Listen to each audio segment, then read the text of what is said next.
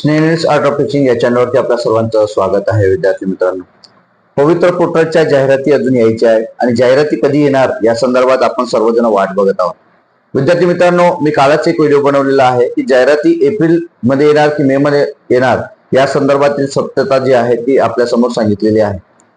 जाहिराती लवकरच येतील हे आपल्या सर्वांना माहिती आहे, परंतु नेमक्या जाहिराती 24-25च्या संच मान्यतेनुसार नेमक्या किती येणार आहे याचा जो डेटा आहे तो वेगवेगळ्या जिल्ह्यांचा डेटा आपल्याला मिळालेला आहे आणि यावरून नेमक्या जागा किती रिक्त होणार आहेत आणि रिक्त आहेत आणि यावरून भरती किती, त्या जिल्ह्याची किती पदांची भरती होणार आहे, मग प्राथमिक शिक्षक असेल किंवा पदवीधर शिक्षक असेल किंवा मग इतर तालुक्यातली सुद्धा जागा ज्या आहेत रिक्त किती आहेत या संदर्भात आपण या ठिकाणी माहिती देणार आहोत. आपण जर माझ्या चॅनलला पहिल्यांदा आले असाल तर माझ्या चॅनलला सबस्क्राईब करा, जेणेकरून येणारा कोणताही जे अपडेट असेल ते अपडेट आपण आपल्या चॅनलला कायमस्वरूपी देत असतो. विद्यार्थी मित्रांनो, एक लक्षात घ्यायचा, हा जो डेटा आहे हा डेटा शासनाची जी काही साईट आहे किंवा शासनाचं जे काही परिपत्रक आहे किंवा शासनाच्या माध्यमातून मिळालेले जे काही केपी असतील किंवा गशी असतील यांच्या माध्यमातून हे डेटा आपल्याला मिळालेला आहे.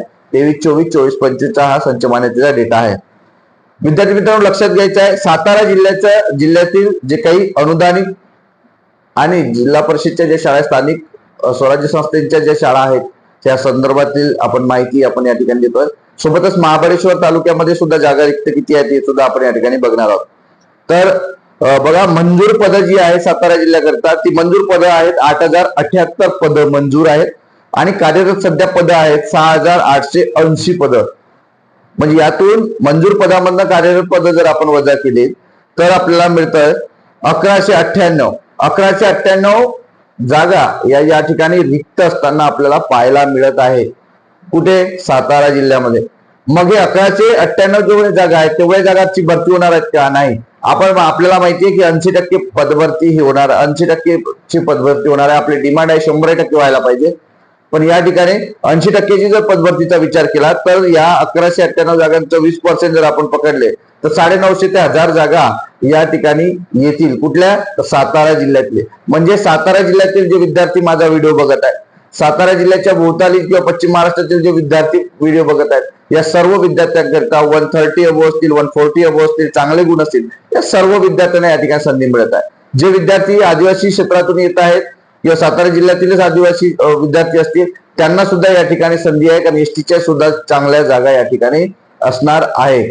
त्यामुळे सर्वांनाच या ठिकाणी संधी आहे. विद्यार्थी मित्रांनो, नंतर महत्वाचा विषय की मग ह्या ज्या जागा आहेत या जागामध्ये 1198 जागांमध्ये पदवीधर प्राथमिक शिक्षक जे आहेत, प्राथमिक शिक्षकांच्या जागा मात्र सर्वाधिक आहे. मग किती आहे प्राथमिक शिक्षकांच्या जागा? 708 जागा या प्राथमिक शिक्षकांच्या रिक्त आहे. जे विद्यार्थी डीएड झालेले आणि सीटीटी पेपर 1 पास आहेत अशा सर्व विद्यार्थ्यांकरिता सातारा जिल्ह्यातील विद्यार्थी, भोवताली जे काही जिल्हे असतील पश्चिम महाराष्ट्रातील 5 जिल्ह्याच्या विद्यार्थ्यांना या ठिकाणी संधी मिळणार आहे जे डीएड पेपर 1 पास आहेत. कारण प्राथमिक शिक्षकांच्या या ठिकाणी किती जागा शिल्लक आहे म्हणजे रिक्त आहेत, तर 708 जागा रिक्त आहेत.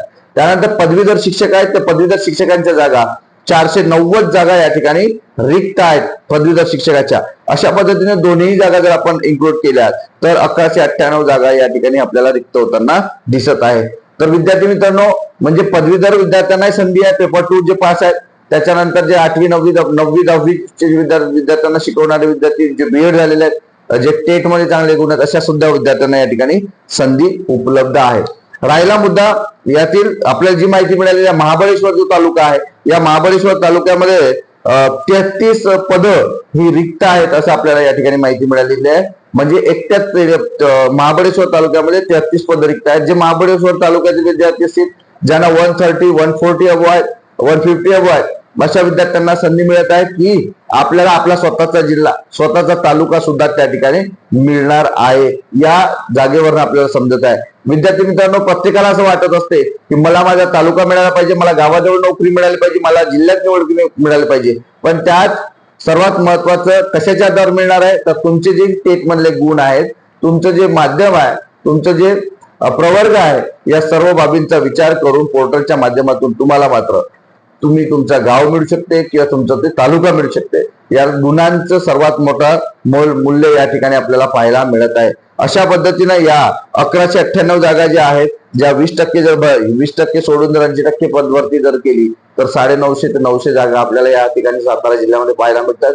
म्हणजे या ठिकाणी खूप मोठी संधी, खूप मोठा वाव आपल्या सर्व विद्यार्थ्यांना असणार आहे. जे 1,80,000 विद्यार्थी ज्यांनी पवित्र पोर्टलवर रजिस्ट्रेशन केलं आहे अशा सर्व विद्यार्थ्यांना या ठिकाणी काय मिळणार आहे, संधी मिळणार आहे. विद्यार्थी मित्रांनो, हेच होतं आजचा अपडेट. विद्यार्थी मित्रांनो, आपल्याला नेमका हा व्हिडिओ कसा वाटला, ही माहिती कशी वाटली नक्की कमेंट बॉक्स मध्ये कळवा. आणि अशाच अपडेट करता माझ्या या चॅनलला मात्र सबस्क्राईब करा. डिस्क्रिप्शन बॉक्स मध्ये असणाऱ्या जे काही लिंक्स आहेत त्या लिंकवरती जॉईन व्हा, जेणेकरून तुम्हाला व्हॉट्सअपद्वारे माझ्याशी संपर्क साधता येईल आणि तुम्हाला यामध्ये प्राधान्यक्रम जशी जाहिरात येईल तसेही प्राधान्यक्रम टाकण्यासाठी आम्ही तुम्हाला मदत करणार आहोत. विद्यार्थी मित्रांनो, धन्यवाद.